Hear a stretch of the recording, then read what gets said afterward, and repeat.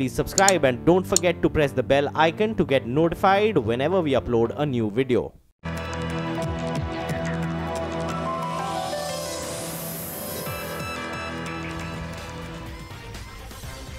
नमस्कार, आखिरी सौदा में आप सबका स्वागत है। मैं हूं हेमंत घई और मैं हूं प्रदीप पंड्या। आपको बताते हैं इस वक्त बाजार की बड़ी बातें। ऊपरी स्तर से बाजार पर दबाव पड़ा है। निफ्टी 10,400 के करीब अब ट्रेड करता हुआ आपको दिखाई देगा। निफ्टी बैंक मुश्किल से थोड़ा सा पॉजिटिव है, लेकिन ऊपरी स्तरों से 300 पॉइंट के करीब गिरा है। सेंसेक्स में भी ऐसा ही दबाव हमने आते हुए देखा। पीएसयू बैंक इंडेक्स, लेकिन ये दरअसल सबसे अहम सेगमेंट है जहां आज हमने शुरुआत में जबरदस्त तेजी देखी और अब वैसे ही गिरावट 3% के आसपास की गिरावट ऊपरी स्तरों से देखी जा रही है। जो सेगमेंट टिके हुए हैं वो है real estate, oil and gas, जहां पर अब भी मजबूती है और ये थोड़ी बहुत मदद कर रहे हैं। निफ्टी 10,400 के पुट में लगभग 7 लाख शेयर्स जुड़ते हुए दिखाई दिए हैं दिन के दौरान। लेकिन जिस तरह से बाजार गिर रहा है, देखने वाली बात यही होगी कि क्या करते हैं अब ये लोग आगे। लेकिन हो सकता है कि यहाँ पर आपको काफ़ी हद तक स्ट्रैडल बनते हुए नजर आ रहे हो। 10,400 की स्ट्रैडल यानी कॉल और पुट दोनों तरफ राइटिंग हो रही हो। जैसे कि आप देखिए, पुट में 7 लाख शेयर जुड़े और कॉल में भी 6 लाख शेयर जुड़े। तो अब यहाँ पर कॉल ये है कि इसी रेंज में ऊपर नीचे 200 पॉइंट के आसपास अगर मार्केट सेटल हो जाए तो फिर आप मुनाफा कमाने का मौका ढूंढ सकते हैं। बिल्कुल। और नजर डालिए आज सेंसेक्स और निफ्टी पर। आप देखिए, शुरुआत लाल निशान के साथ हुई, लेकिन अब 5 मिनटों में तेजी बनी और देखिए हरे निशान में आए। एक बार फिर बेयर्स ने अपनी जोर आजमाइश करी और फिर लाल निशान में गए, लेकिन उसके बाद चौतरफा तेजी देखने को मिली। शॉर्ट कवरिंग हो रही थी आज पीएसयू बैंकों में, जिसके चलते अच्छी खासी रैली देखने को मिलती है। और कल देखिए अच्छी खासी तेजी के बाद आज इसे आप फॉलो बाइंग भी मान रहे थे। तो दिन भर एक रेंज में कारोबार होता रहा, लेकिन उसके बाद आखिरी आधे घंटे में जो हुआ अब वो थोड़ा चिंता में डालने वाला है। निफ्टी ने अपने दिन के उच्चतम स्तर से करीब 100 पॉइंट गंवा दिए। बैंक निफ्टी देखिए यहाँ पर ज़्यादा जोर से पिटाई हुई है। 25,000 के आसपास ये पहुँचा था और पहुँचते ही वहाँ पर सेलिंग हावी हुई और ये देखिए तेज गिरावट देखने को मिली और अब भी संभल नहीं पा रहे हैं बाजार। तो सेल ऑन रैलीज, ये वो रणनीति है जो 2 दिन नहीं चली, लेकिन उससे पहले यही चल रही थी। और लगता यही है कि शॉर्ट कवरिंग मूव्स पूरे होने के बाद आज वापस से मंदी करने वाले, जिनका पल्ला काफ़ी समय से भारी था, वो बाजार में आए और सेकंड हाफ में उन्होंने प्रेशर बनाया आज। प्रदीप बिल्कुल, तो ऐसी स्थिति में क्या होगा आज हम आगे बात करेंगे अपने एक्सपर्ट से। सरकारी बैंकों में क्या होनी चाहिए रणनीति, इसी पर होगा खास फोकस। पीएसयू बैंक इंडेक्स के चार्ट पर भी नजर डालेंगे। बाजार में अब निवेश के मौके क्या दिखाई दे रहे हैं और अगर हाँ तो कहां, एचडीएफसी सिक्योरिटीज के वीके शर्मा से जानेंगे। भारत डायनेमिक्स के आईपीओ में पैसे लगाएं या नहीं, आपको बताएंगे सीएनबीसी आवास का पोल और एक्सपर्ट्स की राय। साथ ही अब से कुछ ही देर में आपको बताएंगे कहां लॉन्ग करें और कहां शॉर्ट। 3 बजे निफ्टी कॉल और बीटीएसटी कॉल पर भी होगी नजर। बिल्कुल, लेकिन देखिए सबसे पहले कौन से वो स्टॉक्स हैं जहां पर सबसे ज़्यादा एक्शन आज के सत्र में देखने को मिल रहा है। वो बजिंग स्टॉक्स की लिस्ट आपके सामने हाजिर करते हैं। यूनाइटेड स्पिरिट्स, कल देखिए दरअसल इसमें शॉर्ट कवरिंग हुई थी। आपको याद होगा एफएनओ में सबसे ज़्यादा अच्छा प्रदर्शन दिखाने वाला शेयर था, 5% की तेज़ी दिखा रहा था, लेकिन वो शॉर्ट कवरिंग वाला मूव था और देखिए आज वापस से यहाँ पर कमज़ोरी देखने को मिल रही है। करीब 2% नीचे ये स्टॉक कारोबार कर रहा है। आईटीसी, ये भी इसी तरह का शेयर है। लाते हैं इसको वापस और आपको दिखाते हैं कि किस तरह की तेज़ी यहाँ बनी थी। कल अच्छी खासी शॉर्ट कवरिंग मूव्स इन दोनों स्टॉक्स में देखने को मिले थे और आईटीसी देखिए लाते हैं आपके सामने, रखते हैं आईटीसी और उसके बाद आईटीसी की बात करते हैं, दिखाते हैं आपको किस तरह का इस समय कारोबार हो रहा है। ये देखिए आईटीसी, ये जो शॉर्ट कवरिंग बनी थी आज अब ख़त्म होती हुई यहाँ पर नज़र आ रही है। इसके अलावा काफ़ी सारे और स्टॉक्स हैं जहाँ पर आज तेज़ी या मंदी हो रही है। गेनर्स की पहले बात कर लेते हैं। एचपीसीएल, बीपीसीएल, आईओसी, ये ऑयल मार्केटिंग कंपनियाँ सबसे अच्छा प्रदर्शन आज के सत्र में दिखा रही हैं और एक्सपर्ट्स ये मान रहे हैं, ब्रोकरेज हाउसेज ये मान रहे हैं कि नतीजे अच्छे आ सकते हैं इस बार ऑयल मार्केटिंग कंपनियों की। और इन स्टॉक्स में काफ़ी दबाव बन चुका था, तो यहाँ पर उछाल देखने को मिल रहा है। एक्सिस बैंक जैसे स्टॉक्स भी आज अच्छा प्रदर्शन दिखा रहे हैं रिलेटिवली आप कह सकते हैं, लेकिन पिछले आधे घंटे की जो गिरावट देखने को मिली है उसमें ऊपरी स्तरों से ये बैंक भी थोड़ा सा हल्का होता हुआ नजर आ रहा है। दूसरी सूची लाएंगे आपके सामने और रखते हैं और बताते हैं आपको वहाँ पर कहाँ पर एक्शन है। टीसीएस, ये वो स्टॉक है जो करीब 5% नीचे है। गैप डाउन ओपनिंग देखने को मिली। टाटा सन्स ने 1% से ज़्यादा की हिस्सेदारी बेची है और उसके बाद आज शेयर देखिए सुधरा नहीं है, संभला नहीं है अब तक। HCL टेक और जैसे स्टॉक्स भी दबाव के साथ कारोबार कर रहे हैं। कोटक महिंद्रा बैंक जैसे शेयर ज़्यादा तेज़ी से आज फिसले हैं, करीब 2% नीचे यहाँ पर कारोबार हो रहा है। इसके अलावा फ्यूचर कंज्यूमर्स में एक ज़बरदस्त तेज़ी देखने को मिल रही है। घरेलू ब्रोकरेज हाउस ने जिस तरह से यहाँ पर एक खरीदारी की राय दी, काफ़ी अग्रेसिव टारगेट सुझाया। तो मोतीलाल ओसवाल फाइनेंशियल सर्विसेज की रिपोर्ट के बाद देखिए 16% की तेजी यहाँ पर, और इसका असर पूरे के पूरे फ्यूचर ग्रुप पर देखने को मिल रहा है। फ्यूचर मार्केट नेटवर्क देखिए 20% मजबूती के साथ कारोबार कर रहा है। फ्यूचर एंटरप्राइजेज जैसे स्टॉक्स और इसके DVR में भी थोड़े लिक्विड हैं, लेकिन अच्छा प्रदर्शन आज के सत्र में देखने को मिल रहा है। तो फ्यूचर ग्रुप आज एक्शन में है और PSU बैंक्स आज एक्शन में है। फर्स्ट हाफ में एक्शन ज़्यादा था, अभी हल्का सा ऊपर से दबाव देखने को मिल रहा है, लेकिन फिर भी देखिए 5-6% की तेजी कई सरकारी बैंकों में अभी भी बनी हुई है हाई से, लेकिन ध्यान रखिएगा ये भी थोड़े से नर्म होते हुए नजर आए हैं, जिस तरह से बाजार में कमजोरी देखने को मिल रही है सेकंड हाफ में। इसके अलावा मैकडॉवेल होल्डिंग जैसे स्टॉक्स में 5% की कमजोरी, ये भी देखिए कल बड़ा अच्छा प्रदर्शन दिखा रहे थे। लिकर शेयरों का कल का लिए अच्छा दिन माना जा रहा था। और अडानी एंटरप्राइजेज जैसे शेयर देखिए 2-2.25% कमजोरी के साथ कारोबार कर रहे हैं। अपोलो हॉस्पिटल में भी थोड़ी सी नरमी देखने को मिल रही है। PC ज्वेलर्स में एक शॉर्ट कवरिंग मूव बना, जिसके चलते ये स्टॉक करीब 12-13% तक ऊपर गया, लेकिन बाजार में जब कमजोरी आई तो ये भी ऊपरी स्तरों से नीचे है, लेकिन फिर भी 7% की तेजी यहाँ पर बनी हुई है। HDIL जैसे स्टॉक्स में भी मजबूती देखने को मिल रही है, करीब 6% ऊपर ये शेयर भी प्रदीप कारोबार करता हुआ। सरकारी बैंक आज फोकस में है, तो आइए सरकारी बैंक का इंडेक्स यानी PSU बैंक इंडेक्स जो है निफ्टी का, उसी पर नजर डालते हैं। और आपके सामने ये जो चार्ट्स हैं ये दरअसल मंथली चार्ट्स हैं, सीरीज वाइज। इनफैक्ट निफ्टी की सीरीज के हिसाब से ये चार्ट लगाए हैं हमने, और आप ये देखिए पिछले 7 सालों के चार्ट आपके सामने हैं। और आप ये देख सकते हैं कि ये इसमें कोई ट्रेंड नहीं है, ये वोलेटाइल केवल है, ऊपर से नीचे की तेज़ी दिखाई देती है, लेकिन ना तो ये ऊपर ब्रेकआउट देता है और ऊपर जाकर वापस से नीचे आ जाता है। तो यही वजह है कि यहाँ पर जब इस समय हमने ज़बरदस्त मंदी देखी है, लोग ये मान रहे हैं कि ये वापस से नीचे जाएगा, अपने लोज को टच कर सकता है, लेकिन तेज़ी के खिलाड़ी सामने आ रहे हैं और वो खरीदारी कर रहे हैं। इसकी वजह क्या है? इसकी वजह यह है कि हमने जो रीसेंट मूव देखा है पिछले 2 सालों के अंदर, फरवरी 2016 में जब इसने बॉटम किया था, उसके बाद आप देख सकते हैं ये फिबोनाची रिट्रेसमेंट लेवल्स हैं, और यहाँ पर आप एग्जैक्टली करीब 62% के फिबोनाची रिट्रेसमेंट नंबर पर आ चुके हैं। तो इस लेवल से बाउंस की उम्मीद में लोगों ने खरीदारी की है, लेकिन बाउंस टिका तो नहीं। तो अब क्या करेंगे? तो अब आप वही चार्ट देखेंगे जो हम आपको लगातार दिखा रहे हैं PSU बैंक इंडेक्स का, कि हाल के जो मूव्स हैं वो दरअसल एक इन्वर्टेड ट्राइंगल में हैं। और आज भी देखिए जो बाउंस आया, हम इसी ट्रेंड लाइन के पास से अटके हैं और वापस से नीचे आ गए हैं। तो इस ट्रेंड लाइन के ऊपर जाकर जब तक ये क्लोज नहीं होता है, और ये वीकली चार्ट है तो वीकली बेसिस पे क्लोज होना चाहिए, एक आध हफ्ते टिकना चाहिए, और ये लेवल आते हैं 3000 के।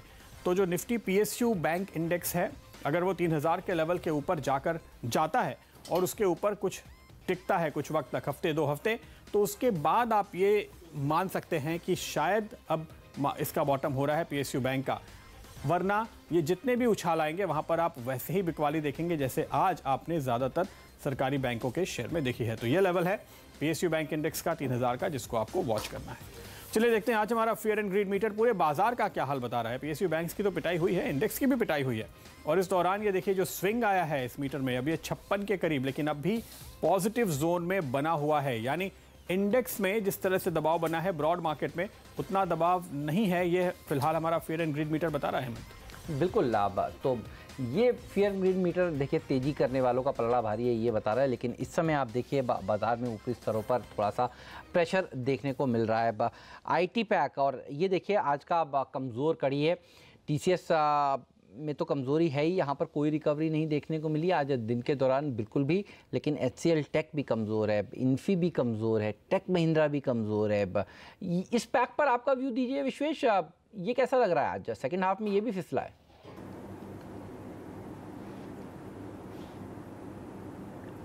मेरे हिसाब से आज की जो सेकेंड हाफ की सेलिंग है उसको थोड़ा सा आपको टाइम देना चाहिए, बिकॉज कहीं ना कहीं हमारे बाज़ारों के जो डेटा है वो कंड्यूसिव है, लेकिन मेरा ऐसा मानना है ये शायद ग्लोबल जियोपॉलिटिकल टेंशन के चलते कुछ ना कुछ स्टैगर्ड सेलिंग देखी जा रही है। तो मैं फ़िलहाल के लिए आज के end of the day data का वेट करूँगा, और मेरा ऐसा मानना है कि यहाँ पे थोड़ी रश नहीं करनी चाहिए बिकवाली करने के लिए। ऑन द कॉन्ट्रारी मेरा ऐसा मानना है कि शायद यहाँ पे खरीदी करने की अपॉर्चुनिटी भी हो सकती है। ऑयल मार्केटिंग कंपनियाँ, और देखिए तीनों की तीनों कंपनियां निफ्टी का हिस्सा हैं और तीनों में ज़बरदस्त तेजी। और देखते हैं इसका आपको इंट्राडे चार्ट दिखाते हैं। आप देखिए कहीं पर भी बाज़ार की कमज़ोरी में इन्होंने आज पार्टिसिपेट नहीं किया है। वन वे तेज़ी यहाँ पर देखने को मिल रही है। सबसे बढ़िया चार्ट कौन सी कंपनी का आपको लगता है, HP, BP या IOC?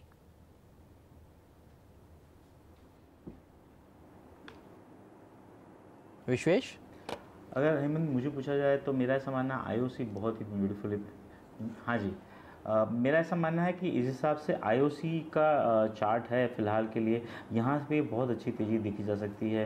मेरा ऐसा मानना है आने वाले दिनों में जब तक IOC 390 के नीचे नहीं जाता है तब तक हम IOC में एक स्विफ्ट अपमूव देख सकते हैं, और वो अपमूव में मेरा ऐसा मानना है 440 450 तक के लेवल देखने मिल सकते हैं। एक चीज़ ध्यान में रखनी होगी कि IOC ने काफ़ी लंबे समय से मार्केट को अंडर परफॉर्म किया था।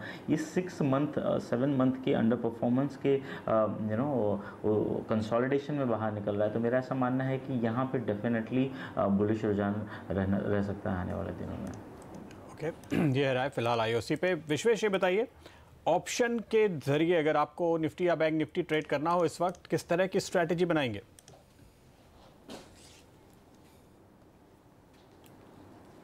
प्रदीप, मेरा ऐसा मानना है, जैसे थोड़ी देर पहले मैं सुन रहा था आप डेटा रीड कर रहे थे और आपको डेटा पे से ही समझ में आ रहा था कहीं ना कहीं 10,400 और कॉल और पुट दोनों में राइटिंग हो रही है। तो मेरा भी ऐसा ही मानना है कि आज के दिन की जो सेलिंग है वो कहीं ना कहीं थोड़ी सी न्यूज़ बेस्ड है, और ये ऐसी जो जियोपॉलिटिकल न्यूज़ होती है उसकी वजह से डेफिनेटली थोड़ा सा शॉर्ट टर्म में गिरावट आती है, लेकिन वो कहीं एब्जॉर्ब्ड हो जाती है।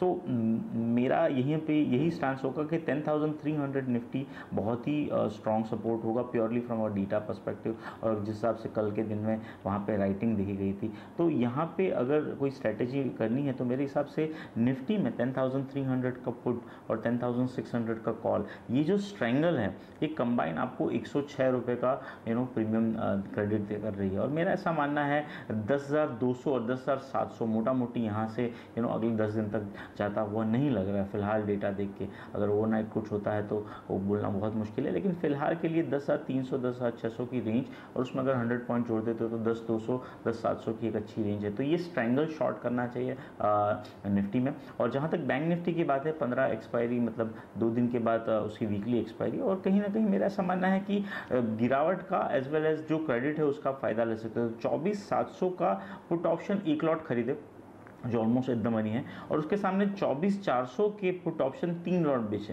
क्योंकि मेरा ऐसा मानना है कि मार्केट शायद यहाँ रहे या यहाँ से बढ़े या माइल्डली गिर सकता है, बहुत ज़ोर से गिरने का मेरा व्यू नहीं है। तो इसमें हमको जो है करीबन 54 रुपीज़ की क्रेडिट मिल रही है। 24,700 का पुट अराउंड 150, 24,400 का पुट अराउंड 70 और रुपीज़, तो हमको 54 रुपीज़ की क्रेडिट मिल रही है। अगर मार्केट बढ़ जाता है तो आपको 54 रुपीज़ क्रेडिट है, क्योंकि वो आपका कन्फर्म प्रॉफिट हो जाता है। अगर मार्केट घटता है और जब तक 24,350 के नीचे नहीं जाता तब तक आपको कोई नुकसान नहीं। और मेरा ऐसा मानना है मोटा मोटी एक्सपायरी शायद यहीं आएगी। तो ये स्ट्रैटेजी होगी बैंक निफ्टी के लिए, जिसमें 1:3 बेयर स्प्रेड है, पुट रेशियो है, और निफ्टी में मैंने शॉर्ट स्ट्रैंगल की सलाह दी है।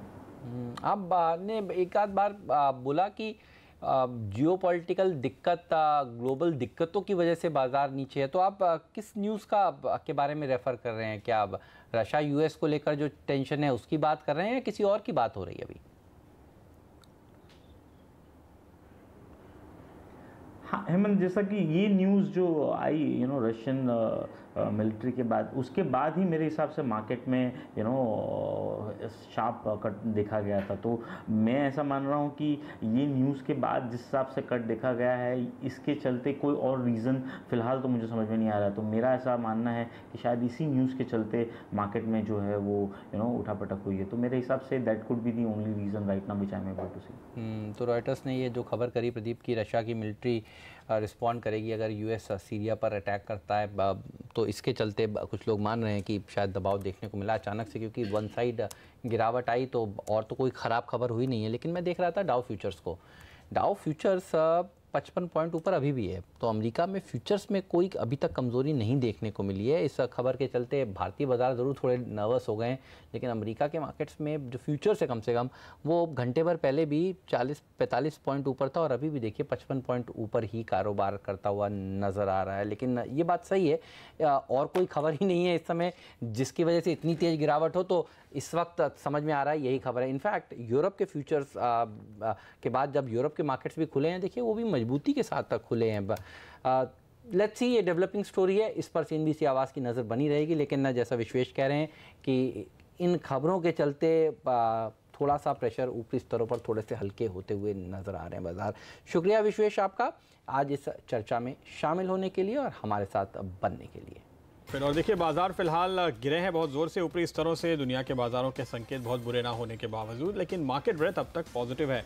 मिड कैप्स संभलने की कोशिश कर रहे हैं, लेकिन अगर निफ्टी और बैंक निफ्टी का यही हाल रहा तो मिड कैप्स भी कब तक संभल पाएंगे, ये सवाल ज़रूर होगा। अगर आप निफ्टी के नज़रिए से देखें, ख़ास तौर पे इस वक्त जो दबाव हमने बाजार में बनते हुए देखा है इंडेक्स के ऊपर, उसमें बड़ा हाथ रहा है हेवी वेट ITC का, जिसने कल ही पूरी मदद की थी और आज देखिए वो रिवर्स हो रहा है, तो ये थोड़ी बुरी खबर है। दूसरे और दिग्गज हैं, देखिए HUL जो कमज़ोर हो रहा है, ऑटो में हीरो मोटो, M&M कमज़ोर हो रहे हैं, इन्फोसिस भी नीचे गिरता हुआ, और TCS पर तो सुबह से यहाँ पर सभी की नज़र बनी हुई है। तो IT सेक्टर मोटे तौर पे कमज़ोर है, जहाँ से दबाव बनते हुए नज़र आ रहे हैं। हमारे साथ अब हमारे अगले एक्सपर्ट जुड़ेंगे, क्राफ्ट वेल्थ मैनेजमेंट के आशीष कुकरेजा और रजत के बोस.com के रजत बोस को भी शामिल करेंगे इस चर्चा में। आगे आशीष, ये बताइए कि ये जो भारी वॉलेटिलिटी आज की है, इसको आप कैसे समझेंगे, कैसे एक्सप्लेन करेंगे और क्या कह रहे हैं आप अपने क्लाइंट्स को ऐसी स्थिति में?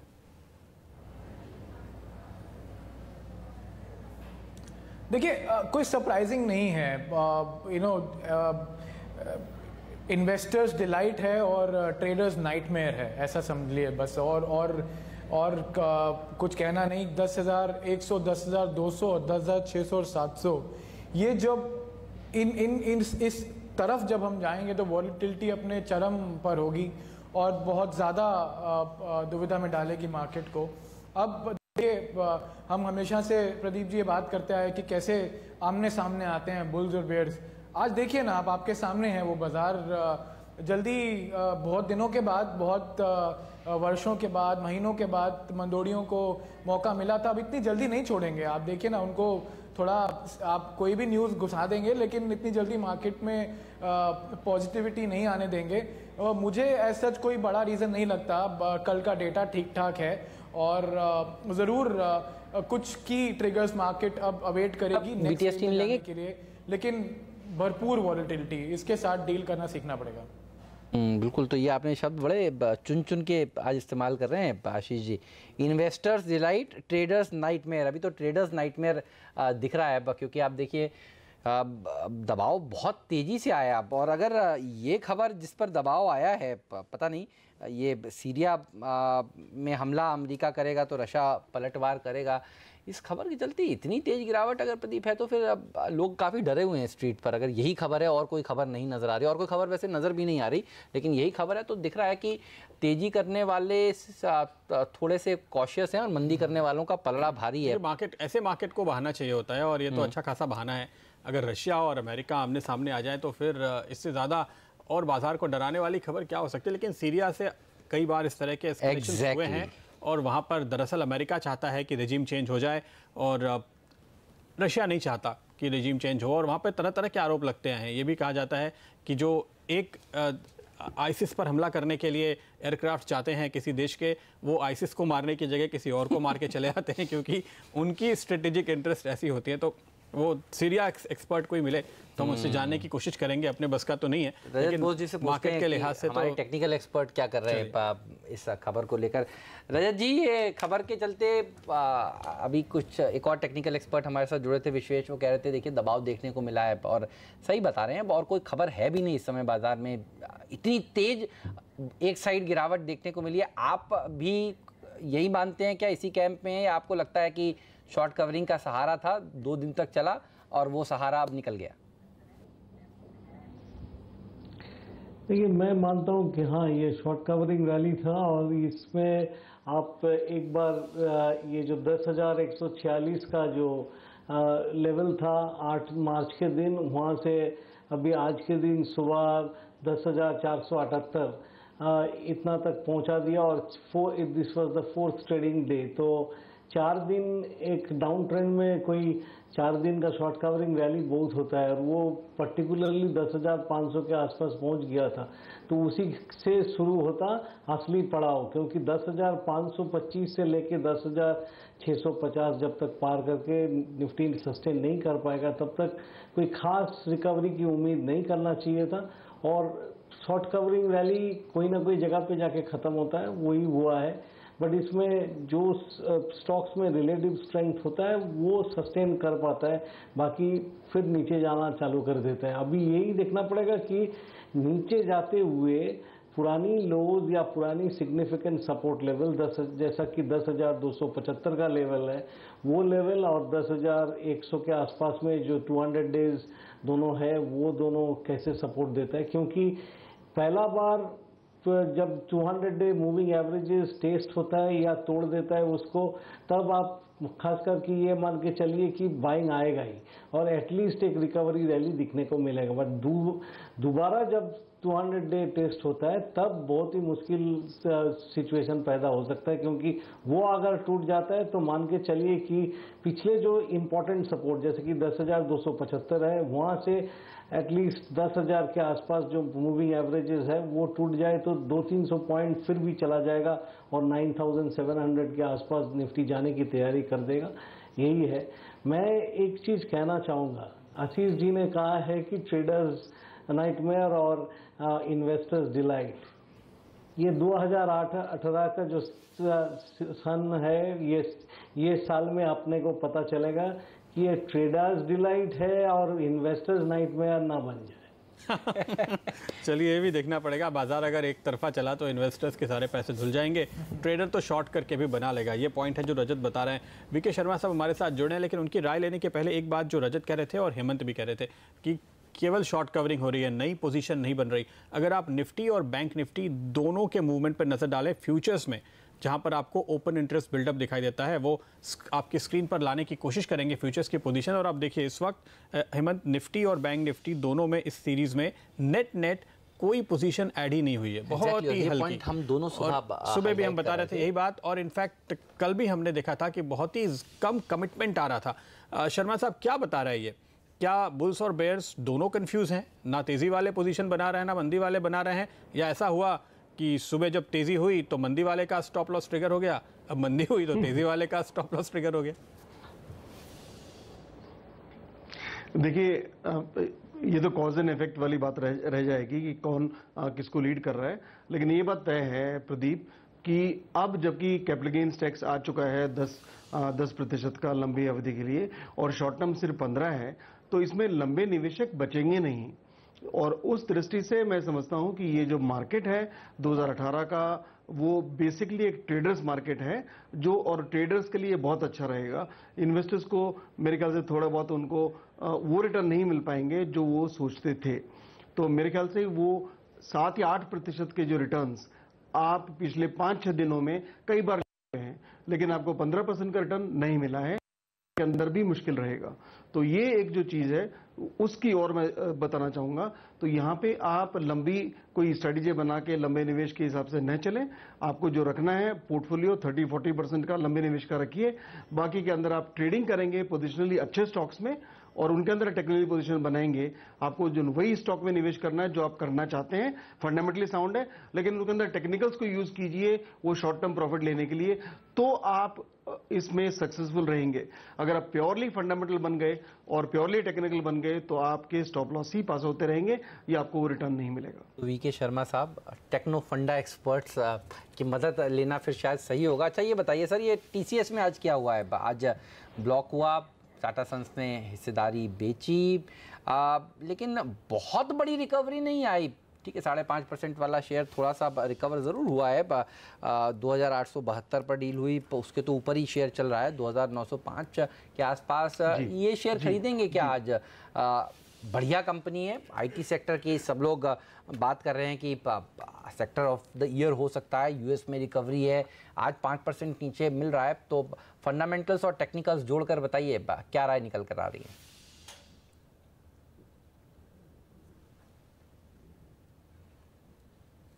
शायद शर्मा जी से अब संपर्क टूट गया है, तो फिर अब हमें आशीष जी की भी राय लेनी है और रजत बोस जी की भी राय लेनी है। आशीष जी आप बताइए फिर टीसीएस पर क्या व्यू है?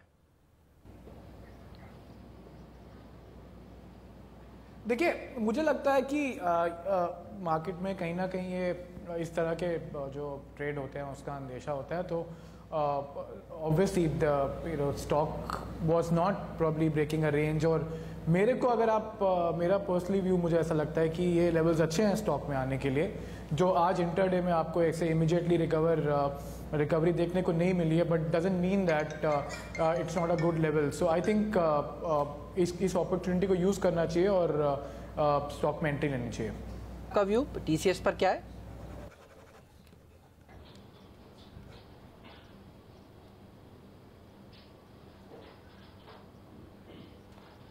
रजत जी, आपका व्यू टीसीएस पर टेक्निकल चार्ट देखकर? हाँ जी, बोलिए। ओहो, अच्छा, टीसीएस पर मेरा व्यू ये है जी कि आज के दिन एक रिकॉर्ड वॉल्यूम हुआ है और आज का जो सुबह का जो लो है मतलब 2872 का, वो अगर नहीं टूटे तो इसी लेवल मतलब ये जो 2900 से लेके 2870 तक ये एक सपोर्ट रेंज का काम करेगा और एक तो पुलबैक के चलते एक थोड़ा सा ऊपर की तरफ मूवमेंट हो सकता है जिसमें कि ये 3000 का लेवल दोबारा टेस्ट करेगा। ऐसा मैं मानता हूं कि इस साल में आईटी क्षेत्र जो है वो अच्छी प्रदर्शन दिखाएगा, बट टीसीएस का चार्ट थोड़ा सा वीक हो गया है। यही देखना पड़ेगा कि कोई कारण से ये 2850 को तोड़ के नीचे जाता है या नहीं। अगर वो नीचे चला जाता है तब तो और वीकनेस आएगा और 2750 भी दिख लेगा, लेकिन 2750 से 2550 बहुत जबरदस्त सपोर्ट माना जाएगा और उसी लेवल पे बाइंग भी उम्मीद कीजिए। बट फिलहाल आप ये देखिए कि 2870 टूट यहाँ पे रोकना चाहेंगे। देखिए तो बहुत ही इंपॉर्टेंट खबर है जो आ रही है मिनिस्टर ऑफ फाइनेंस के हवाले से, मिनिस्टर ऑफ फाइनेंस स्टेट्स के हवाले से, कि कई सारी अर्जियां मिली हैं बजट में एलटीसीजी के प्रस्ताव के ऊपर और इस पर कोई अमेंडमेंट आ सकता है। इससे ज़्यादा डिटेल नहीं है अभी, ये 2 लाइन के अपडेट हैं जो वायर पर आते हुए हैं। क्या सरकार मान गई है कि इसको हटाना है? ऐसा नहीं कहा है वित्त राज्य मंत्री ने, लेकिन वित्त राज्य मंत्री ने जो बयान दिया है कि हमें ऐसी अर्जियां मिली हैं और हम इस पर विचार कर रहे हैं, ऐसा संकेत उन्होंने दिया है। और इसके चलते फिलहाल आप देख रहे हैं जो वॉलेटिलिटी बढ़ती हुई नज़र आ रही है, खासतौर पे निफ्टी बैंक में, चूंकि वहाँ पर ही ज़्यादा मंदी थी तो वहाँ पर आप एक शार्प रिकवरी आते हुए देख रहे हैं। बिल्कुल, तो बहुत ही वॉलेटाइल कारोबार होता हुआ इस समय बाजार पे। इस स्टेटमेंट के आते ही देखिए बैंक निफ्टी, एक बार बैंक निफ्टी का चार्ट आपके सामने लाते हैं। और शर्मा जी, आपकी राय इस पर लेना चाहेंगे। जिस दिन से बजट आया है long term capital gains tax को लेकर देखिए एक सुर में ज़्यादातर एक्सपर्ट्स की राय यही रही है कि इरिटेंट है, निकल जाना चाहिए था। और अब यहाँ पर स्टेटमेंट्स एमओएस फाइनेंस की तरफ से आ रहे हैं कि अर्जियाँ उनको काफ़ी सारी मिली हैं। आई एम श्योर बहुत सारे लोगों ने दरख्वास्त करी है और इसके चलते देखिए तेज़ी आ रही है। आप इसे किस तरह से रीड कर रहे हैं? देखिए, अगर ये स्टेटमेंट है कि अर्जियां मिल रही हैं तो ऑब्वियसली वो चेंज पॉजिटिव ही होगा, और अगर हो जाता है तो मार्केट अच्छा जाएगा। और 10,640 के ऊपर अगर क्रॉस कर जाता है, मैं यहाँ पे टेक्निकल हो गया हूँ फंडामेंटल होने के साथ साथ, तो बहुत आवश्यक है कि वो फिर उस एक शॉर्ट कवरिंग बड़ी तब वहाँ पे तब आएगी और बाजार फिर अपनी नई ऊंचाइयों की तरफ जाएगा। लेकिन पहले ये समझ लेना आवश्यक रहेगा कि ये वाकई में होने वाला है। हो जाएगा तो बहुत अच्छी बात है, तो इस वक्त तो शॉर्ट रहने की आवश्यकता नहीं है। और टीसीएस का जो आप पूछ रहे थे, जब कनेक्शन टूट गया था, तो जब तक अगर बैंकिंग और पूरा मार्केट चल पड़ता है तो एक आईटी इंडस्ट्री जो एसेंशियली एक सेफ हेवन बन के उभर रही थी, जब मार्केट गिर रहा था, तो अब यहां से आईटी की परफॉर्मेंस कम हो जाएगी। अगर पूरा मार्केट सुधरेगा तो आईटी विल अंडर परफॉर्म। तो यहां पे बैंक्स या और अन्य चीजें जो ज्यादा गिरी हुई हैं वो अच्छा करेंगी। लेकिन मैं फिर भी एनबीएफसीज के अंदर और फाइनेंशियल जो इंश्योरेंस कंपनीज और एएमसीज, उनके अंदर रहना चाहूंगा बनिस्बत प्योर बैंकिंग के, क्योंकि वो सेक्टर है जहां पे इसका एनपीएस का असर सबसे कम पड़ेगा और यहां पे एफआईज की सेलिंग खासकर इंश्योरेंस और एक जो एसेट मैनेजमेंट कंपनीज हैं उनके अंदर कम ही होगी।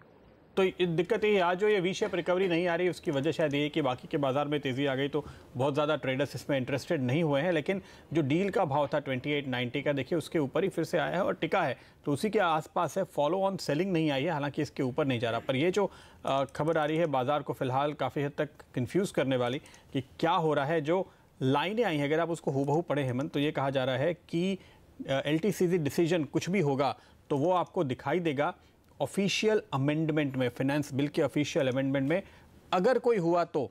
सही है, यानी मंत्री जी ये भी नहीं कह रहे कि अमेंडमेंट नहीं होगा, ये भी नहीं कह रहे कि अमेंडमेंट होगा। ये बहुत फॉर्मल सा जवाब है और आप इसको किसी भी तरह से इंटरप्रेट कर सकते हैं। इसलिए फिलहाल तो इस खबर के ऊपर रिएक्ट करना ही खतरे से खाली नहीं। आपने बिल्कुल सही कहा। और हम इसलिए कह रहे थे, देखिए जिस दिन से बजट आया था उस दिन से अर्जियां तो गई हैं ऑब्वियसली, और जानी भी थी। तो लेकिन ये खबर देखिए इस वक्त आई है, तो फिर एक बैंक निफ्टी का चार्ट रखेंगे तो आपको समझ में आएगा हम बात क्या कर रहे हैं इस समय, क्योंकि बैंक निफ्टी में ही इस सब का रिफ्लेक्शन इस समय हो रहा है। ये देखिए बैंक निफ्टी आया प्रदीप, जैसे ही ये फ्लैश आया आप देखिए बैंक निफ्टी अचानक से ऊपर बढ़ा है। लेकिन ध्यान रखिए ये कोई सरकार की तरफ से स्टेटमेंट नहीं है कि ऐसा होने वाला है, केवल और केवल अर्जियां अभी सरकार को मिली हैं। अगर ये हो जाएगा तो बहुत अच्छी खबर है, और अगर ये नहीं होगा तो बाजार वापस से नीचे भी जा सकता है जहां पर था। ये जो तेजी बनी है, एग्जैक्टली जो तेजी बनी है ये केवल और केवल इन स्टेटमेंट्स के चलते बनी है। और कुछ और स्टेटमेंट्स भी आए हैं, वो ये कह रहे हैं कि पीएसयू बैंकों के कंसोलिडेशन का कोई भी प्रपोजल उनके सामने नहीं है। तो प्रदीप कुछ दिनों से चल रहा था और मांग हो रही थी कि पीएसयू बैंकों का में बहुत ही खराब प्रदर्शन देखने को मिला है, जिनको कंसोलिडेट कर दिया जाए। तो ऐसा कोई प्रपोजल इस समय सरकार के सामने नहीं है। ये भी दबी जबान से काफ़ी दिनों से लोग बात कर रहे थे कि जी अब ये देखिए बैंक्स की हालत ऐसी हो गई नीरव मोदी स्कैम के बाद, अब इनको कंसोलिडेट कर दिया जाए। तो ये एक और क्लैरिफिकेशन जो कि पीएसयू बैंकों के लिए खराब माना जाएगा। बिल्कुल, तो ये भी एक और वजह तेजी की अगर बन रही थी सरकारी बैंकों में तो वो आपके सामने नहीं है। लेकिन हेमंत, ये किसी भी तरह का बयान दरअसल इस मामले में एलटीसीजी में देने से पहले शायद सरकार को, सभी अधिकारियों को थोड़ा सोचना चाहिए, क्योंकि काफ़ी लोग हैं जो ये मान के चल रहे हैं कि अब उनको धीरे धीरे अपनी कुछ पुरानी पोजीशन बेचनी है, क्योंकि 31 मार्च तक का ही समय है, लोग बेच भी रहे हैं। और ऐसी स्थिति में अगर आप कंफ्यूज करें तो मुझे लगता है क्लैरिफिकेशन आना चाहिए सरकार की तरफ से, फाइनेंस मिनिस्टर की तरफ से साफ तौर पर, क्योंकि ऑफिशियल स्टेटमेंट ऑफिशियल होगा, वरना इस तरह के स्पेकुलेशन होते रहेंगे और स्पेकुलेशन के चलते कभी तेजी की पोजीशन बनेगी, कभी मंदी की पोजीशन बनेगी। और देखिए जो मंदी की पोजीशन बनी थी कुछ देर पहले, अब वो कटती हुई नजर आ रही है इन स्टेटमेंट्स के बाद। तो ये स्टेटमेंट्स बाजार में और वॉलेटिलिटी और कन्फ्यूजन पैदा कर रहे हैं। ये बात बिल्कुल सही है। वॉलेटिलिटी के अलावा फिलहाल तो हमें कुछ नहीं मिला इससे, लेकिन हम आगे बढ़ेंगे और जानेंगे आज के बीटीएसटी कॉल। जी हाँ, आज से हम आपको बीटीएसटी कॉल 3 बजे बताया करेंगे, ताकि आपके पास पूरा समय हो सही रेट पर अपनी पोजीशन लेने का। हमारे साथ सबसे पहली कॉल जो आ रही है वो है कुणाल सरावगी की, इक्विटी रश के कुणाल सरावगी की राय यहाँ पर बन रही है इंडिगो के ऊपर। ये कह रहे हैं खरीदारी करनी चाहिए आपको, 1275 पे स्टॉप लॉस लगाएं, 1325 के टारगेट। जेएसडब्ल्यू स्टील दूसरी कॉल है, यहाँ पर स्टॉप लॉस 300 पे और टारगेट 310 के। सेमी भौमिक की राय आपके सामने रखते हैं। बायोकॉन देखिए आज कमज़ोर खुला था और उसके बाद यहाँ पर अच्छी रिकवरी देखने को मिली, और हम कह रहे थे बायोकॉन आपको सुबह सुबह देखिए शॉर्ट नहीं करना चाहिए, तो वो तो कॉल हमारी सुबह वाली प्रदीप बिल्कुल सही थी। और देखिए अब 1.5% ऊपर ये शेयर कारोबार कर रहा है। सेमी भौमिक कह रही हैं कि यहाँ पर बीटीएसटी करनी चाहिए, 608 से 614 तक के लेवल्स देखने को मिल सकते हैं। स्टॉप लॉस रखना चाहिए 590 का। एचडीएफसी में भी बीटीएसटी करने की राय उनकी तरफ से निकल कर आ रही है, 1895 से 1910 तक के लेवल्स देखने को मिल सकते हैं। रजत जी, आपके बीटीएसटी या फिर अगर एसटीबीटी आइडिया हो तो वो भी दीजिए। देखिए मेरा दोनों कॉल ही बीटीएसटी है, बट मुश्किल ये हो गया कि सीएट जो मैंने दिया था 1603 का टारगेट, उस टाइम में भाव 1587 था, अभी 1599 हो गया, तो 1603 का टारगेट को आगे निकल के 1615 का कर देते हैं, और ये जो स्टॉप लॉस था वो 1577 के बदले 1587 का स्टॉप लॉस रखिएगा। और अशोक लेलैंड जो है वो 151 और 153 का टारगेट मान के 145 रुपये 70 पैसे के नीचे स्टॉप लॉस लगा के अशोक लेलैंड लेना चाहिए। अशोक लेलैंड ऐसी काउंटर है, चाहे बाजार में कोई गिरावट आ जाए, चाहे बाजार में तेजी भी आ जाए, ये एक ही तरफा चलता है। कभी डिप मिले तो इसमें खरीदारी करना चाहिए, क्योंकि इसके लायक स्ट्रेंथ हम आईटी क्षेत्र में भी नहीं देखे। सही कह रहे हैं आप, और ये कॉल हम 90 रुपए के लेवल से लगातार अपने दर्शकों को बताते आ रहे हैं, और इसका एक उदाहरण है हमारे साथ वागले साहब अगर जुड़ गए हैं तो उनको जोड़ते हैं और उनसे आपको ये सुनवाते हैं कि अशोक लेलैंड पर हम लोग कब से तेज़ी करने की राय की बात कर रहे हैं। तो वागले साहब शायद जुड़ चुके हैं। वागले साहब, अशोक लेलैंड पर राय दीजिए पहले, और ये बताइए आपका अल्टीमेट वाला टारगेट इस पर क्या है। आज के बाजार में कहीं भी इस स्टॉक ने कमजोरी नहीं दिखाई और आज फिर नया 52 वीक हाई लगाया। अशोक लेलैंड पर राय दीजिए, उसके बाद अपने एसटीबीटी बीटीएसटी आइडियाज भी बताइए। हेमंत, अशोक लेलैंड पे मैं काफी समय से 155-160 के लेवल्स की बात कर रहा हूँ और 135 के स्टॉप लॉस की बात कर रहा हूँ, जो मुझे नहीं लगता है ट्रिगर होगा। 160 के लेवल से शायद इवन 165 तक ये ट्रेडिंग मूव दे सकता है। ये मुझे लगता है कि थोड़ा सा अगर लंबा व्यू लेते हो तो ये 180 to 190 तक भी जा सकता है। मतलब ये 3 से 4 महीने की मैं बात कर रहा हूँ। स्टॉक स्पेसिफिक बीटीएसटी में मैं चेन्नई पेट्रो के साथ जाऊंगा। जो करंट लेवल्स पे लिया जा सकता है। 360 का स्टॉप लॉस होगा, 380 का टारगेट होगा। और बेचने में अपोलो हॉस्पिटल्स के साथ जाऊंगा STBT, जो 1110 के स्टॉप लॉस से बेचा जा सकता है for a target of 980। Okay, तो ये है वो स्टॉक्स ट्रेडिंग आइडियाज़ जो आज आपको हमारे एक्सपर्ट्स दे रहे हैं BTST या STBT के तौर पे। लेकिन देखिए हेमंत, खबर सही है गलत है, किस हद तक माने ना माने वो कन्फ्यूजन बरकरार है। लेकिन मार्केट ब्रेथ देखिए, अब इस वक्त बढ़ने वाले शेयर्स की तादाद काफ़ी ज़्यादा हो गई है। मिड कैप इंडेक्स तेज़ी से रिकवर हुआ है और मिड कैप स्पेस में आप इस वक्त देखिए ये जो अंतर एक कम होने लगा था बढ़ने और गिरने वाले शेयर्स का, एक बार फिर से ये उछाल आया है। कुछ स्टॉक्स अगर मैं आपको बताऊं, मेघमनी ऑर्गेनिक्स मिसाल के तौर पे जहां तेज़ उछाल है, आंध्रा बैंक नीचे आ रहा था उसमें तेज़ उछाल है, फ्यूचर एंटरप्राइजेस की बढ़त थोड़ी और हो चुकी है, रिलायंस इंफ्रा में हमने एक शार्प अप मूव आते हुए देखा है, star paper, west coast paper, ये पेपर स्टॉक आज चल रहे हैं और देखिए यहाँ पे भी एक उछाल लगे हाथ आ चुका है। इलाहाबाद बैंक में भी हमने थोड़ी बाइंग आते हुए देखी है। तो बैंकिंग स्टॉक्स खासतौर पे इसके बेनिफिशियरी रहे हैं चूँकि वो धीरे धीरे नीचे आ रहे थे। तो सीरिया और रशिया अमेरिका की चिंताओं ने बाजार को नीचे घसीटा और ये एक फ्लैश या एक खबर कि long term capital gains tax पर कुछ स्पष्टीकरण शायद फाइनेंस बिल में आ सकता है, शायद अर्जियां मिली हैं। इस खबर के चलते वॉलेटिलिटी बढ़ी और वापस बाजार ऊपर की तरफ जाता हुआ नजर आ रहा है। तो आज का बाजार बहुत ही वॉलेटाइल है, इंग्लिश में कहते हैं it was all over the place, हर तरफ आज देखिए आप। ये बात कई लोग हमारे चैनल पे कह चुके हैं जब भी हम इसको डिस्कस करते थे कि अगर लॉन्ग टर्म कैपिटल गेन्स पे कोई बदलाव नहीं हुआ होता, लेकिन फिर भी अमेरिकी बाजार ऐसे ही गिरते जैसे कि गिरते तो क्या होता? तो क्या लॉन्ग टर्म कैपिटल गेन्स अगर कल्पना के तौर पे भी कहें कि हट भी जाए तो क्या हम वापस से 11,000 पे चले जाएंगे? पता नहीं, ये भी अपने आप में एक सवाल है, क्योंकि अभी तक लोग कह रहे थे कि नहीं वही एक कारण नहीं है, पर अब यहाँ पर इस वक्त तक हमारे पास कोई आधिकारिक सूचना नहीं है। हमारे पास केवल वित्त राज्य मंत्री का एक बयान है जो ये कह रहे हैं कि अगर कोई बदलाव हुआ तो वो आपको फाइनेंस बिल के अमेंडमेंट में दिखाई दे जाएगा। ये एक सवाल के जवाब में उन्होंने कहा है। बिल्कुल, तो ये बयान भी न्यूज राइज के पास है, एजेंसीज के पास। शर्मा जी आप कुछ बोल रहे हैं क्या? हाँ बताइए। हाँ, मैं कह रहा हूँ कि कुएं की मिट्टी से कभी भी कुआं भरता नहीं है। आप कुआं खोदा है और आप उसी मिट्टी को वापस डालेंगे तो जो निकाला है वो वापस भरेगा नहीं।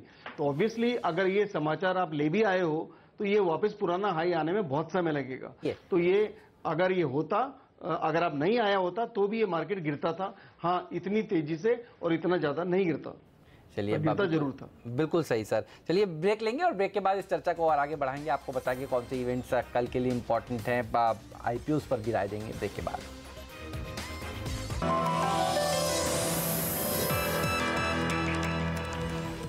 और देखिए, जो हम सवाल पूछ रहे थे उसके जवाब अब मिल रहे हैं। सरकार की ओर से एक बयान हमें मिला है, उसमें कहा गया है कि long term capital gains tax के बारे में कोई पुनर्विचार नहीं हो रहा और ये नेटवर्क 18 को एक्सक्लूसिव जानकारी मिल रही है। तो अगर किसी भी किस्म का कंफ्यूजन था उसको दूर कीजिए, लॉन्ग टर्म कैपिटल गेन्स रहने वाला है। सरकार ने ये जानकारी स्पष्ट कर दी है और ये बहुत ही टाइमली कहेंगे हेमंत, जिस तरह से चलते मार्केट में ये कंफ्यूजन क्रिएट हुआ और सरकार ने बिल्कुल समय पे जवाब दिया है हमें। तो 5 मिनट पहले जो हम कह रहे थे कि सरकार को इसके ऊपर स्पष्टीकरण देना चाहिए और सरकार ने देखिए बिल्कुल तेजी से स्पष्टीकरण दे दिया है। तो अब आप सारी पुरानी खबरों को अलग रखिए और नज़र रखिए सिर्फ और सिर्फ बैंक निफ्टी पर, क्योंकि बैंक निफ्टी में रिकवरी देखने को मिल रही थी इस खबर के चलते। और देखिए अब ये खबर आने के बाद बैंक निफ्टी तेजी से नीचे की तरफ फिसलने लगा है।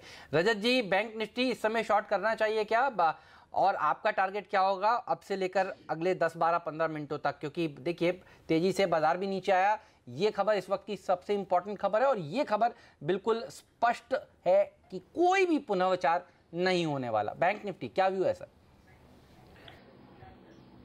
देखिए, बैंक निफ्टी आज का जो लो है 24,597 वो टूटने वाले हैं और वो टूट के कल के दिन ये 24,300, 350 ये रेंज दोबारा टेस्ट करेगा, ऐसा ही मैं उम्मीद करता हूँ। और देखिए, आप लोग जैसा रिकंसिडरेशन का सोच रहे थे, बट मैंने जो इवेंट है उसका हिस्ट्री देखता हूँ। ये एनडीए सरकार के मिनिस्टर लोग अपना डिसीजन रिकंसिडर बहुत कम क्षेत्र में किया है, तो जब भी आया वो ही रह जाता है, तो फिर वो सोचना ही नहीं चाहिए था कि ये कोई रिकॉन्सिडरेशन होने वाला है। ये प्रदीप बैंक निफ्टी के सही भाव नहीं है, क्योंकि ये 140 पॉइंट ऊपर है ही नहीं, तो इसको हटाते हैं और 35 पॉइंट ऊपर, 22 पॉइंट ऊपर रह गया आपको सही वाला बैंक निफ्टी दिखाते हैं, क्योंकि ये बैंक निफ्टी का भाव सही नहीं आ रहा है, इसको एक बार हटा देते हैं।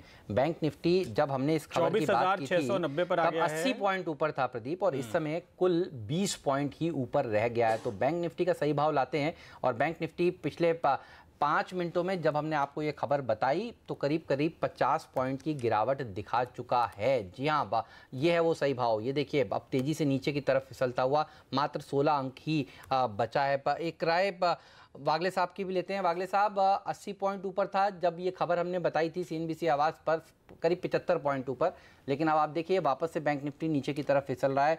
क्या टारगेट्स होंगे अगर शॉर्ट किया है उस समय जैसे ही ये खबर आई? हेमंत, वीक तो लग रहा है। 24,600 अगर ब्रेक होता है, जो कह नहीं सकता कि होगा, तो बहुत जोर से फॉल आ सकता है, फिर 200-250 पॉइंट का फॉल आ सकता है, आज नहीं तो कल मॉर्निंग में। तो किसी को व्यू लेना है तो अभी बेच के चलते हैं, तो 24,850 का मतलब लगभग 95 पॉइंट्स का स्टॉप लॉस होगा। 24,600 टूटा तो और बेचिए, फिर मैं समझता हूँ 24,400 तक जाना चाहिए। ओके शर्मा जी, देखिए इस सारे कन्फ्यूजन में सबसे बड़ी मुसीबत तो उन लोगों की हो गई है जो प्राइमरी मार्केट में एक्टिव है। भारत डायनामिक्स का इशू खुला है, बहुत इंटरेस्ट था, लेकिन अब मार्केट का ये हाल देख करके समझ में नहीं आ रहा है। सिर्फ 6% के आसपास मुश्किल से भरा है, जो आखिरी डेटा हमको मिला उसके मुताबिक। आप क्या राय दे रहे हैं? मेरे ख्याल से मेरी ये सलाह कि पहली बात ये बता दूं प्रदीप की हमारे जो होठ हैं वो सी दिए गए हैं कि आईपीओ के ऊपर न तो बाय, न इवे, न हाँ या ना या होल्ड, कुछ भी नहीं बोल सकते। तो माफ करना, लेकिन मैं ये कहूंगा कि एक आम निवेशक को अनिश्चित है तो और दूसरे मौके देखने चाहिए और दूसरा स्टॉक देखना चाहिए। तो जब अनिश्चितता हो और आपका मन साफ नहीं हो तो स्टॉक जहां पे रिस्क रहता है उससे दूर रहे तो बेहतर है। आशीष, आप क्या कह रहे हैं?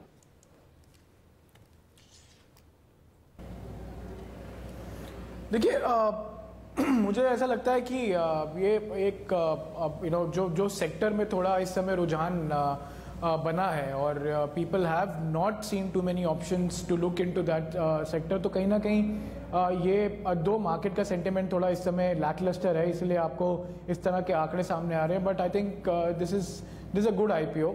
अगर आप मध्यम से लंबी अवधि का नज़रिया रखें, इमीडिएटली आईपीओ की लिस्टिंग पे आप गेंस पे ना ध्यान दें, तो शायद आपको ये डेफिनेटली कंसिडर करना चाहिए।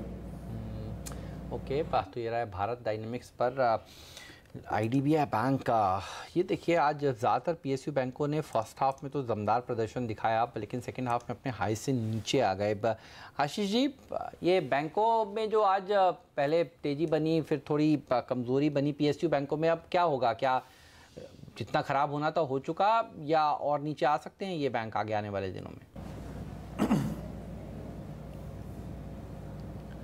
देखिए, वो अब अगर आप देखिए कि बाउंस का अगर कोई दावेदार सेक्टर इस समय है, जैसे अभी हम सब डिस्कस कर रहे हैं कि ट्रेडर्स को बहुत अच्छा रहने वाला है और अपॉर्चुनिटीज़ मिलने वाली हैं, तो अब बाउंस के लिए तो फिर सबसे अच्छा दावेदार PSU पैक ही है। कल का डेटा देखिए, और अब इंटरेस्ट रेट को लेकर भी I think Pradeep should be able to also comprehend a bit, लेकिन मुझे ऐसा लगता है कि अब इंटरेस्ट रेट पे भी थोड़ी दिक्कत थम गई है। लगता है कि अभी इमीडिएटली कुछ एक्शन नहीं आएगा।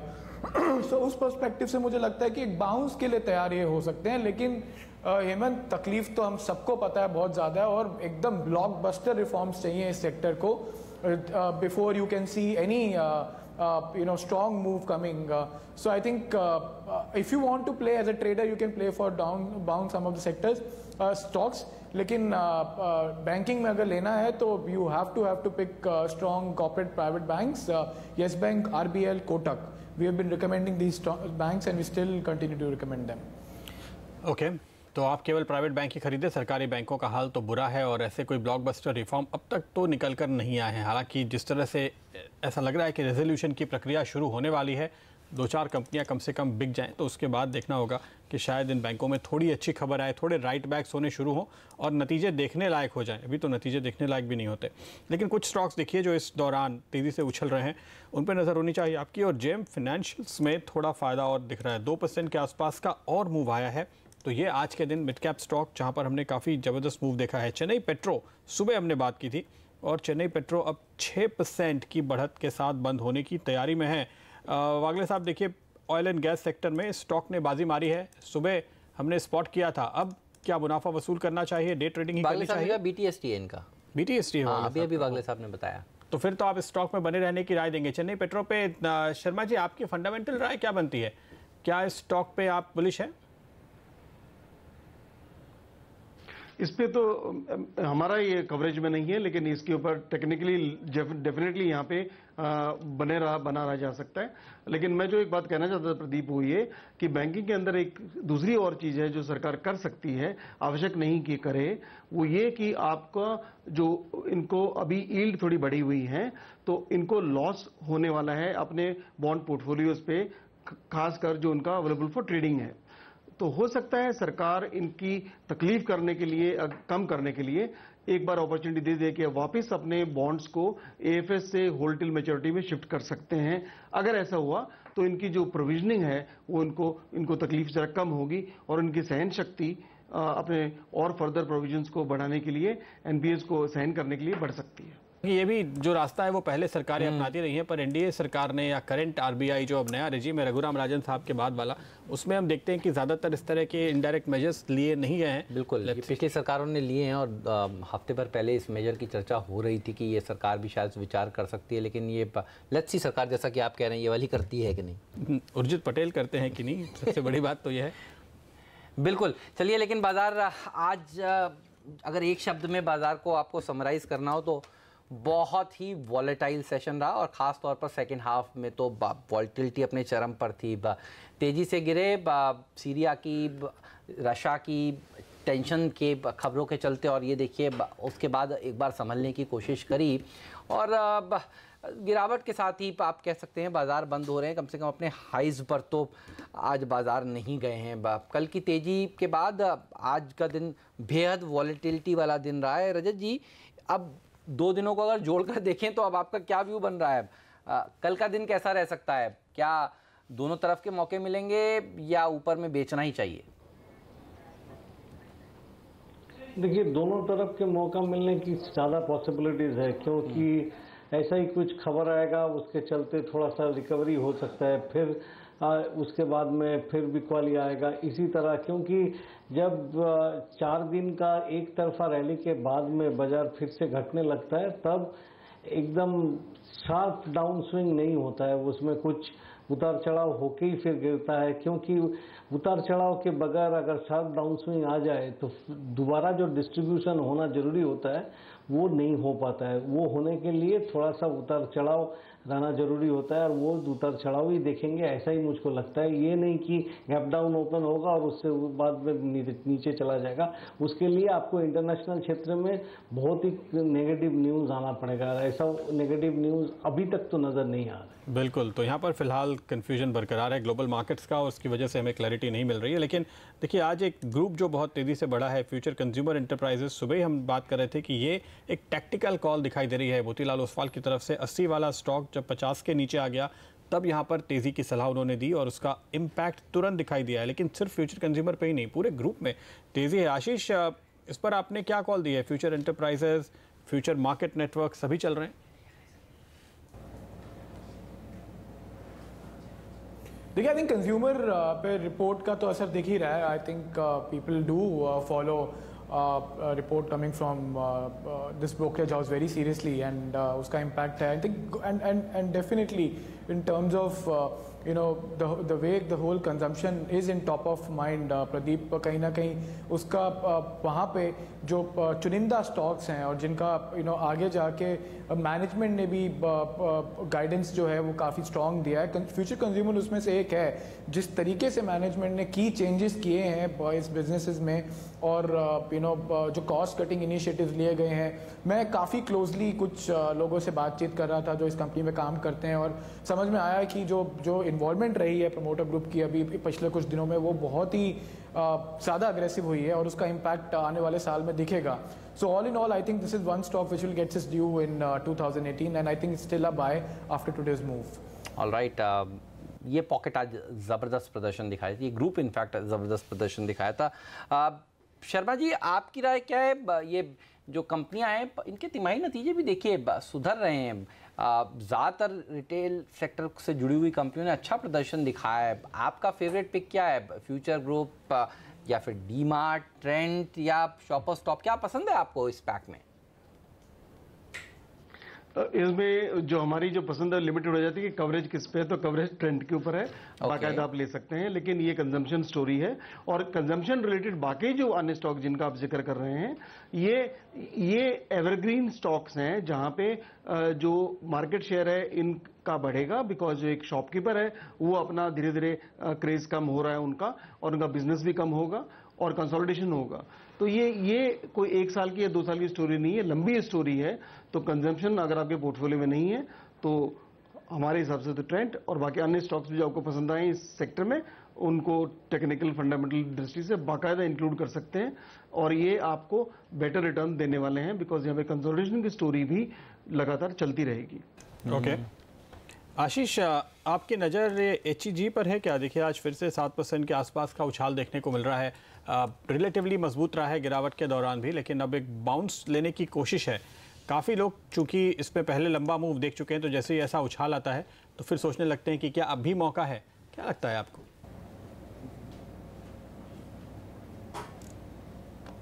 देखिए, I don't actively track this counter Pradeep, so I would refrain to comment on it. InterGlobe Aviation, इस पर एक राय दीजिए।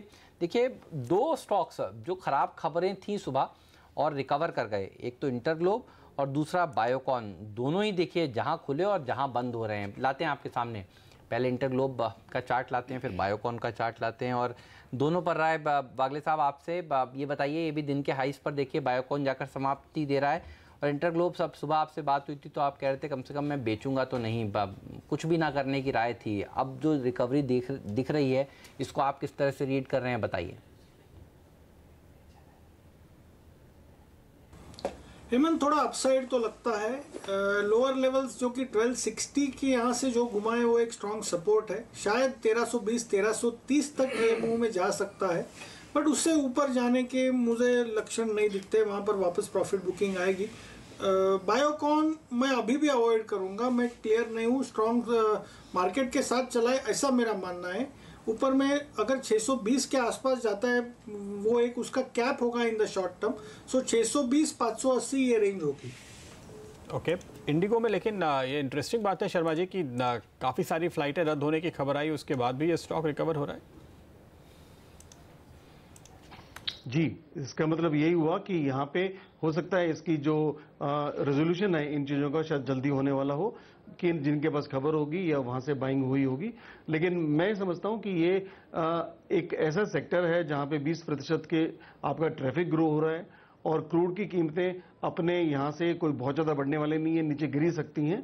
तो भले ही स्पाइसजेट हो, जेट हो या इंडिगो, ये हमारे नए, भले ही एयरलाइंस में बाकी जगह पे पैसा नहीं बना हो, लेकिन यहाँ के निवेशक पैसा कमा, फिर भी अगर अनसर्टेनिटी कम है तो अनसर्टेनिटी कम मेरे ख्याल से स्पाइस जेट में थोड़ी अनसर्टेनिटी कम है, जहाँ पे फिलहाल जो उसके पास प्लेन्स हैं वो उनका कैपेसिटी यूटिलाइजेशन भी ज़्यादा है और टाइम परफॉर्मेंस भी अच्छी है। तो मेरे ख्याल से उसको मैं प्रेफर करूंगा, लेकिन इसको भी बेच तो नहीं सकते, ये कवरेज में है। दरअसल प्रदीप चर्चा ये चल रही थी कि जो न्यू इंजन्स हैं वो किसी वजह से अगर कामकाज नहीं कर पा रहे हैं, फ्लाइट्स को ग्राउंड होना पड़ रहा है, तो वो जो कंपनी है वो इसका हर्जाना देने वाली है। ये इंडिगो को नहीं भुगतना पड़ेगा जो रेवेन्यू का इनका नुकसान हो रहा है, और इसलिए जब बाजार ने इस बात को समझा तो देखिए निचले स्तरों से स्मार्ट रिकवरी देखने को मिली है इंडिगो के स्टॉक में, और इसी तरह की रिकवरी बायोकॉन में भी। और हम सुबह भी कह रहे थे बायोकॉन की खबर कोई नई नहीं है। बायोकॉन की खबर जिस दिन पहली बार भी आई थी उस दिन भी उस स्टॉक ने 1% नीचे कारोबार की शुरुआत करी थी और दिन के हाईएस्ट लेवल पर जाकर रिकवर किया था, और ये हम चर्चा सुबह आज कर रहे थे। तो फिर आज जब ऑब्जर्वेशन की डिटेल्स सामने आई हैं तो दिक्कत नहीं होनी चाहिए, और अभी उस प्लांट से कोई भी दवा बनती नहीं है, यूएस में जाती नहीं है, तो रेवेन्यू का नुकसान नहीं होने वाला। तो देखिए इतने भरे वॉलेटाइल वाले स्टॉक्स में इस शेयर ने दिन के हाईएस्ट लेवल पर क्लोजिंग दी है, और अभी सिमी कह रही थी वो BTST भी इसको करना चाहती हैं। इसके अलावा 2 और स्टॉक्स जहां पर बहुत ज़बरदस्त तेजी देखने को मिली वागले साहब, और हमें लग रहा था सुबह हम लोग ब्रेक में बात भी कर रहे थे ये आज नहीं चलने वाले। पहला यूनाइटेड स्पिरिट्स और दूसरा ITC, और देखिए दोनों ही स्टॉक्स में सेकंड हाफ में गिरावट देखने को मिल रही है। जिन्होंने खरीदा था उनको अब क्या राय होगी, क्योंकि यूनाइटेड स्पिरिट्स में कल और आईटीसी में भी कल केवल और केवल शॉर्ट कवरिंग के चलते तेजी देखने को मिली थी। शनिवार को जो बैठक हुई थी दरअसल उसमें ना तो कोई सिगरेट सेस निकल कर आया, ना लिकर के ऊपर कोई सेस आया, और कल हम बात कर रहे थे और कल दोनों स्टॉक ऑफ द डे थे। आज देखिए यहाँ पर डिसअपॉइंटिंग सेशन रहा है। कैसे देख रहे हैं इन दोनों को आप?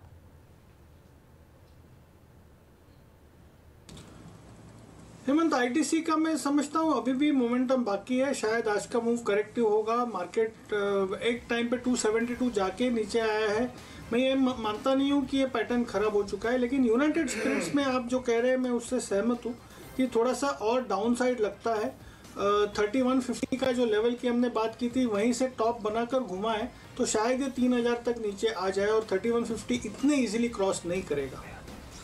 ओके, चलिए बाजार अपने आखिरी मिनट में आ चुका है और इस वक्त क्लोजिंग की तैयारी। निफ्टी फ्लैट सा बंद हो रहा है, सेंसेक्स करीब 80 पॉइंट नीचे, तो थोड़ी सी यहाँ पे डिस्पैरिटी है। मिड कैप इंडेक्स लेकिन करीब 150 पॉइंट ऊपर बंद होने की तैयारी में है। मार्केट ब्रेथ 3 में से 2 स्टॉक्स ऊपर तो बुरी नहीं है। निफ्टी बैंक ने भी अपनी पूरी बढ़त नहीं गंवाई है दरअसल, और यहाँ पर अगर आप देखें इंडेक्स के नज़रिए से जो दबाव बना है टीसीएस के अलावा कोटक महिंद्रा बैंक, कोल इंडिया, HUL, HDFC बैंक, ये कुछ दिग्गज थे। इंडसइंड बैंक भी। तो ये इंटरेस्टिंग है कि प्राइवेट सेक्टर बैंक कमज़ोर हुए हैं लेकिन आज सरकारी बैंकों ने मिल करके थाम रखी है कमान, और एक्सिस बैंक, ICICI बैंक जो अब तक तो फिट रहे थे वो उन्होंने भी मदद की है आज इंडेक्स। बिल्कुल, तो साफ तौर पर वही खबर जो हम आपको करीब 10-11 बजे के आसपास बता रहे थे कि PNB की तरफ से ये स्टेटमेंट्स आ रहे हैं सूत्रों के हवाले से कि वो दूसरे PSU बैंकों का पैसा चुकाने के लिए तैयार हैं और इस कैलेंडर ईयर यानी 31 मार्च से पहले 6000 करोड़ रुपए वो दे सकते हैं। इसमें एक ही शर्त है कि अगर बाद में पता चला कि गलती आपकी थी तो आपको पैसे लौटाने पड़ेंगे। इस शर्त के साथ पैसे मिल जाएंगे। बिल्कुल, तो इसी खबर के चलते आज जो शॉर्ट कवरिंग देखने को मिली, आप देखिए PSU बैंक इंडेक्स 2% मजबूती के साथ कारोबार कर रहा है, और साथ ही बैंक ऑफ इंडिया में भी तेजी इसीलिए ही देखने को मिली क्योंकि 7000 करोड़ रुपए उन्होंने पिछले 2 महीने में लेटर ऑफ क्रेडिट्स के रिकवर किए हैं और बाकी 2000 करोड़ रुपए वो रिकवर करना चाहते हैं। ये 2 खबरों ने मिलकर PSU बैंकों में आज शॉर्ट कवरिंग मूव्स भरे हैं, और आप देखिए PSU बैंकों में तेजी का फायदा कुछ प्राइवेट सेक्टर बैंक्स को भी मिला है। खासतौर पर नीरव मोदी मामले में ये एक्सिस बैंक भी देखिए टूटा था और आज इसने भी अच्छी रिकवरी दिखाई है। तो बैंक्स ने रिलेटिवली अच्छा प्रदर्शन दिखाया है आज के सत्र में, और उसमें PSU बैंक्स आज के लीडर हैं। तो क्लोजिंग जो हो रही है वो इतनी कमज़ोर आप कह सकते हैं नहीं हो रही जितनी करीब आधे घंटे पहले नज़र आ रही थी। निफ्टी बिल्कुल फ्लैट बंद हुआ है लेकिन एक बहुत ही भारी वॉलेटाइल सेशन देखने को मिला है। मिड कैप इंडेक्स ने अच्छा प्रदर्शन दिखाया। आप देखिए करीब 0.25% की मजबूती यहाँ पर देखने को मिल रही है, और इसी के चलते एक गिरने वाले शेयर के सामने करीब 2 बढ़ने वाले शेयर।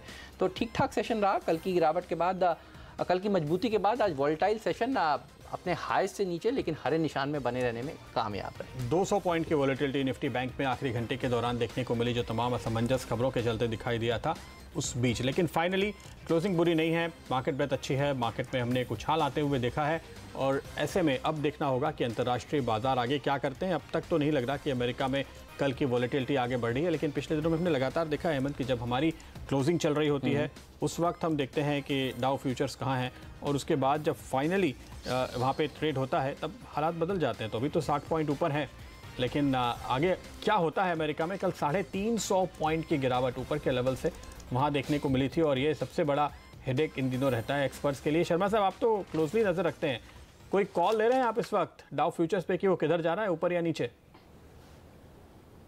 नहीं, मैंने तो अभी डाउ फ्यूचर्स में नज़र नहीं रखी है, लेकिन मेरा ये कहना है कि अगर आप वहाँ पे देखें तो जो इन्फ्लेशन की दर, जो डर था कि अच्छे नंबर्स, ये मार्केट गिरावट कहाँ शुरू हुई थी? गिरावट शुरू हुई थी जनवरी के, जब अच्छे नंबर्स आए थे और नॉन फार्म पेरोल्स, और उसके बाद में जो दर थी वेज ग्रोथ भी 3% के ऊपर आई थी।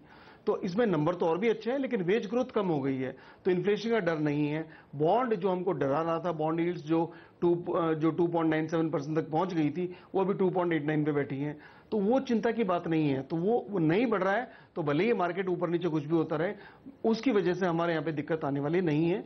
और खासकर ये देखते हुए कि जब शुक्रवार को मार्केट बढ़ा था और फिर हमारे यहाँ पे जो गिरावट देखी गई है वो आज उतनी देखी नहीं गई थी जो एक बढ़त के बाद देखनी चाहिए थी। तो मेरे ख्याल से कुल मिला के हम अच्छा ही क्लोज दे रहे हैं, और यहाँ से अगर व्यू इस वक्त लेना हो तो मेरे ख्याल से पॉजिटिव ही व्यू मैं लूंगा एक ट्रेडर की दृष्टि से। ऑलराइट, चलिए विशेषज्ञों से विदा लेने का वक्त है। आशीष कुलकर्णी जी, रजत बोस जी, वीके शर्मा जी, वागले साहब, आप सबका शुक्रिया समय निकालने के लिए और आज इस चर्चा में शामिल होने के लिए। तो बेहद वॉलेटाइल सेशन आज भारतीय बाज़ारों में देखने को मिला, लेकिन बैंकिंग स्टॉक्स ने आगे से लीड किया। PSU बैंकों में शॉर्ट कवरिंग के चलते अच्छी रैली आज प्रदीप बनती हुई। बिल्कुल, तो इसके साथ ही वक्त है फिलहाल आखिरी सौदा में आपसे इजाजत लेने का, लेकिन आगे लेकर आएंगे आपके लिए मार्केट टॉप 20।